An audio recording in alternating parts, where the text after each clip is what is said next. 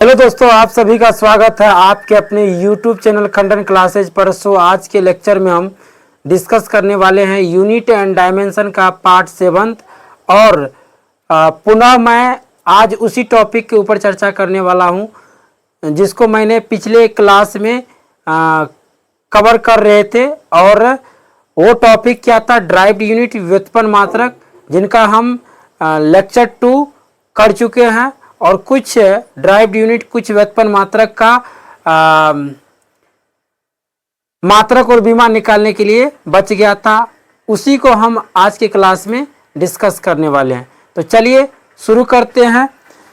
आज का जो मेरा ड्राइव्ड यूनिट या व्युत्पन्न मात्रक रहने वाला है वो क्या रहने वाला? पहले हम क्षेत्रफल का देख लेते हैं। वैसे मैं आप लोगों को ड्राइव्ड यूनिट का सीक्वेंस में मात्रक और विमा नहीं दिए हैं, लेकिन आप लोग अपना से ही सीक्वेंस से मात्रक और विमा को अरेंज कर लीजिएगा, क्योंकि यहाँ हम सीक्वेंस में नहीं दे पा रहे हैं।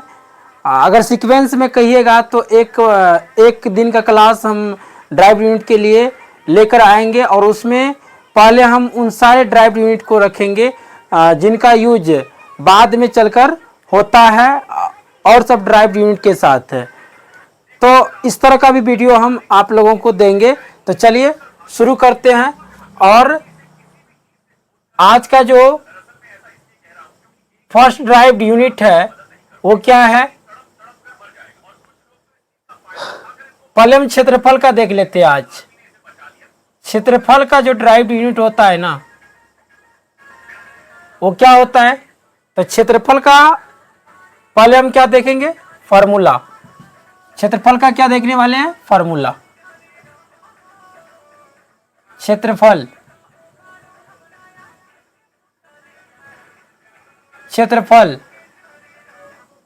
क्षेत्रफल का सूत्र पहले देखेंगे और इसका सूत्र क्या होता है? लंबाई गुना चौड़ाई। लंबाई गुना चौड़ाई। लंबाई गुना चौड़ाई। अब इससे हम निकालते हैं ऐसा यूनिट। इसका ऐसा यूनिट क्या होगा या इकाई क्या होगा? इकाई या मात्रक एक ही होता है। तो इकाई क्या बनेगा? लंबाई हो, चौड़ाई हो या ऊंचाई हो, लेंथ के लिए कुछ भी डिस्टेंस क्यों ना, डिस्टेंस के लिए चाहे लेंथ हो, लेंथ के समाकालीन चाहे चौड़ाई हो या ऊंचाई हो, लेंथ को लेकर किसी भी प्रकार के डिस्टेंस को हम मीटर में ही मापते हैं। तो चलिए यहाँ हम लंबाई के लिए भी क्या लेंगे? लंबाई के लिए क्या लेंगे? मात्रक मीटर। और चौड़ाई के लिए भी क्या लेंगे? मीटर। तो मीटर गुना मीटर क्या होगा? Metre square. कहने का मतलब हुआ, अब आप लोग सोचते हैं कि चौड़ाई के लिए भी मीटर क्यों ले रहे हैं? चौड़ाई का भी मेजरमेंट हम लेंथ में ही करते हैं, लंबाई में ही करते हैं। लंबाई को जिस यूनिट में मापते हैं उसी यूनिट में चौड़ाई को भी मापते हैं, ऊंचाई को भी मापते हैं। इसलिए चौड़ाई का भी यूनिट सेम रखे हैं और लंबाई का भी यूनिट सेम रखे हैं। यही बात हम आप लोगों को अभी बताना चाह रहे थे। तो आई होप यू इसको आप लोग समझ गए होंगे। अब हम इसका परफेक्ट मात्रक की बात करें तो क्षेत्रफल का परफेक्ट मात्रक क्या बना? Metre square. तो इकाई का झेल क्षेत्रफल के लिए क्या हो गया? खत्म। अब इससे क्या निकालेंगे? क्षेत्रफल का जो यूनिट बना है इससे हम निकालेंगे बीमा। बीमा क्या बनेगा? L के पावर 2। मीटर के लिए क्या बीमा लेते हैं? बड़ी ब्रैकेट में देना है। अब हम नेक्स्ट चलते हैं आयतन पर।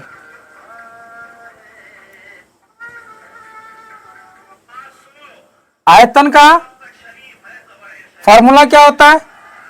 इसके फॉर्मूला की यदि हम बात करें तो इसका फॉर्मूला क्या होता है? लंबाई गुना चौड़ाई गुना ऊंचाई। लंबाई के लिए सिंबल L होता है, चौड़ाई के लिए B होता है, ऊंचाई के लिए H होता है। यहाँ हम शॉर्टकट ही लिख दिए हैं। लंबाई के लिए एल लिए, चौड़ाई के लिए बी लिए और ऊंचाई के लिए एच। लंबाई का सिंबल एल, चौड़ाई का बी, ऊंचाई का एच। तो आप लोग समझ गए होंगे कि लंबाई के लिए यहाँ एल लिया गया, चौड़ाई के लिए बी और ऊंचाई के लिए एच। अब इससे हम क्या निकालेंगे? इकाई। लंबाई का क्या होता है? मात्रक, मीटर। अभी हम जस्ट बता चुके हैं आप लोगों को कि लंबाई, चौड़ाई, ऊंचाई, इन तीनों का हम यूनिट जो लेते हैं सेम लेते हैं। लंबाई के लिए जो यूनिट बनता है वही यूनिट चौड़ाई, ऊंचाई के लिए भी बनता है, क्योंकि लंबाई के समाकालीन होते हैं चौड़ाई, ऊंचाई भी। तो बी का भी क्या होगा? मात्रक, मीटर, और एच का भी मीटर। तीनों का जब मल्टीपल करोगे तो क्या बनेगा? आयतन का परफेक्ट जो मात्रक बनेगा मीटर क्यूब। और इसका बीमा क्या बनेगा? बीमा क्या बनेगा? बीमा बनेगा एल के पावर क्यू। चलिए अब हम नेक्स्ट आगे बढ़ते हैं। पहले हमको ये सब का ही मात्रक बीमा करवाना था। इसी सब चीज को लेकर हम आप लोगों को अभी इंफॉर्मेशन दिए, जानकारी दिए, सूचनाएं दिए कि क्या कहते हैं, ड्राइव यूनिट को हम सीक्वेंस में नहीं लेकर जा पाए। ड्राइव यूनिट का जो मात्रक बीमा निकालने का हम काम करवा रहे हैं, इनको हम सीक्वेंस में नहीं लेकर जा पाए। आप लोग खुद से कर लीजिएगा। अब ये कोई खास चीज थोड़ा ना है, इसको तो खुद आप लोग अपना से भी कर सकते हैं। तो सूत्र लंबाई गुना चौड़ाई, आयतन का बना, परफेक्ट यूनिट मीटर क्यूब और बीमा एल क्यूब। अब हम नेक्स्ट चलते हैं चाल पर। नहीं, चाल वेग का तो कर लिए थे ना। हाँ, चाल वेग का पिछले क्लास में हम कर चुके हैं, मात्रक और बीमा।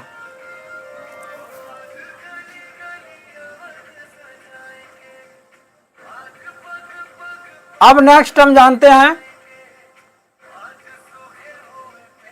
बल आघूर्ण। बल आघूर्ण,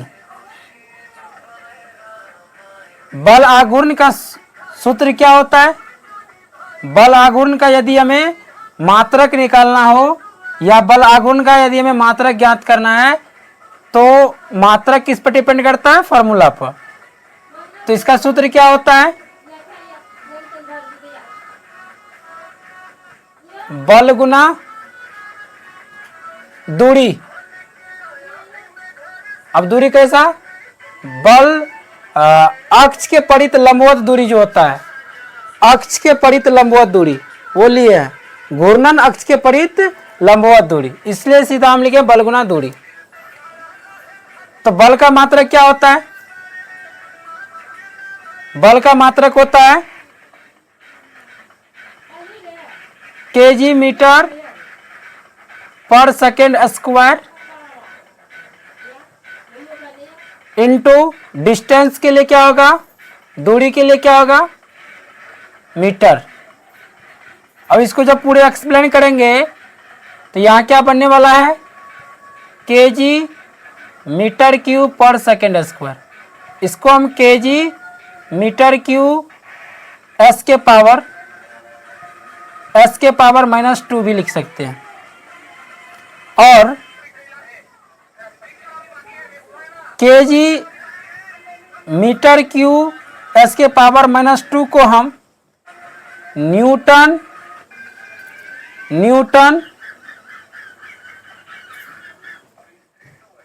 मीटर भी लिख सकते हैं।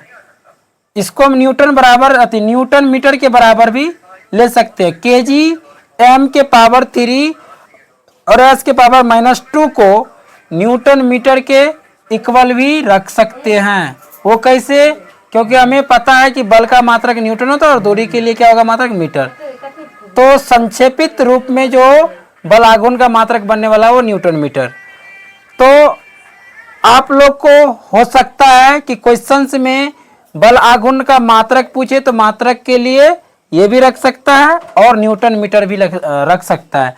न्यूटन मीटर रखे या केजी एम के पावर 3 एस के पावर, दोनों मतलब कहीं न कहीं क्या है, मात्रक, मात्रक ही है किसका, बल आघूर्ण का। अब हम नेक्स्ट आगे चलते हैं।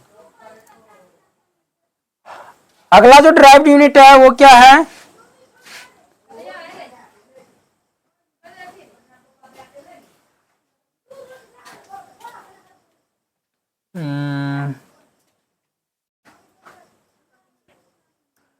अगला ड्राइव्ड यूनिट की बात करें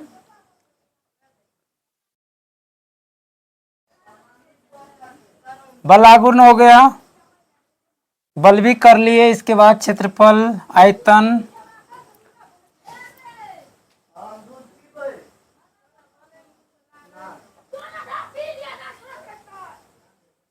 अब हम गुरुत्वाकर्षण नियतांक का कर लेते हैं। गुरुत्वाकर्षण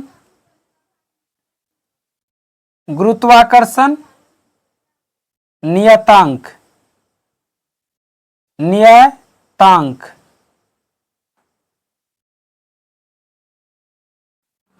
न्यूटन की गुरुत्वाकर्षण नियम में हम इनके बारे में डिटेल से पढ़ते हैं। गुरुत्वाकर्षण नियतांक की फॉर्मूला की यदि बात करें तो इसका क्या फॉर्मूला बनता है,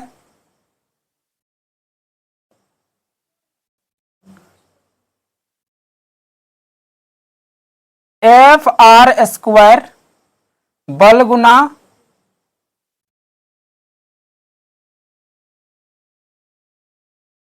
या सीधा लिख देते F(r²) बाई m1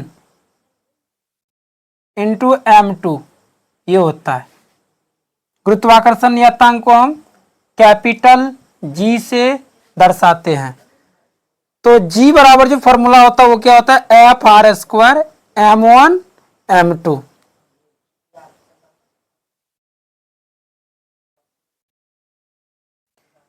अब इससे क्या निकलना है, यूनिट, यहां मात्रक निकलना है। ये रहा इसका क्या है, यूनिट, ये इसका क्या रहा, यूनिट रहा। अब हम इसका बीमा कहाँ निकाले, सॉरी रुक जाइए आप लोग, इसका बीमा नहीं निकाले हैं। बल आघूर्ण का बीमा क्या होगा, बीमा की यदि बात करें तो बीमा क्या बनने वाला है, mL3 T⁻²। तो बल आघूर्ण का बीमा क्या होगा, mL3 T⁻²।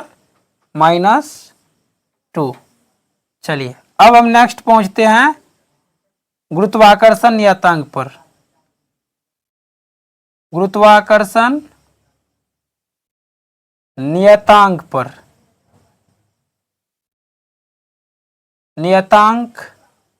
गुरुत्वाकर्षण नियतांक को कैपिटल G से दर्शाते हैं।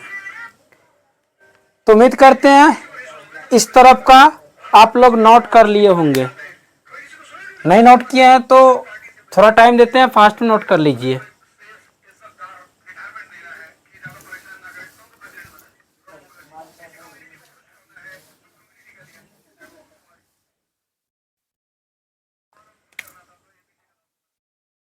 अब गुरुत्वाकर्षण नियतांक का फॉर्मूला क्या होता है, इसका फॉर्मूला होता है G = F(r²) by m1 into m2। ये रहा इसका फॉर्मूला,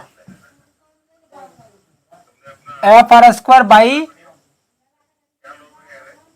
m1 m2। F क्या है, बल है, R क्या है, त्रिज्या, मतलब त्रिज्या किस में मेजर होगा, डिस्टेंस में। त्रिज्या किसके लिए जाना जाएगा, डिस्टेंस के लिए, दूरी के लिए। और m1 m2 क्या है, ये दो वस्तु का द्रव्यमान है। तो गुरुत्वाकर्षण नियतांक के बारे में हम